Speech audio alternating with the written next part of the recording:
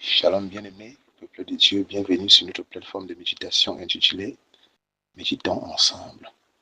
En ce dimanche 24 mai 2026, le Seigneur nous conduit dans Ésaïe 56, verset 1. Nous prions. Dieu de grâce plein de bonté, en ce jour merveilleux où tu nous attires dans ta présence à travers ta parole, cette parole qui enrichit. Je te prie, Seigneur notre Dieu, de répandre ton esprit de prospérité sur toute personne qui est sur le son de ma voix à travers cette méditation. Père éternel, que la prospérité qui coule de toi la localise et ne quitte jamais. Et que par cette prospérité, Seigneur, elle ne t'oublie jamais.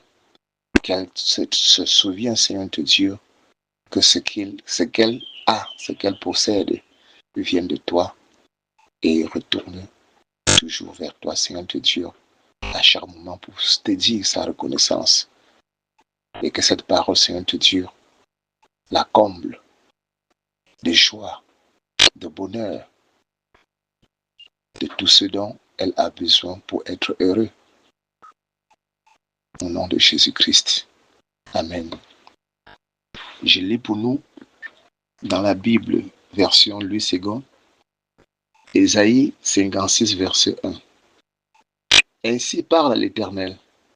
Observez ce qui est droit et pratiquez ce qui est juste, car mon salut ne tardera pas à venir et ma justice à se manifester. Amen.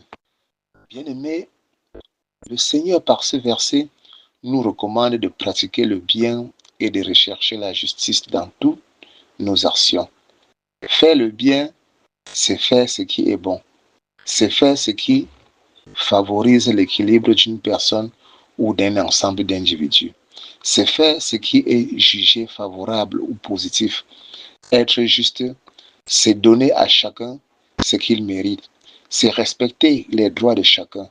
C'est accorder à quelqu'un la portion qu'elle demande et qu'il ou elle est juste qu'elle obtienne.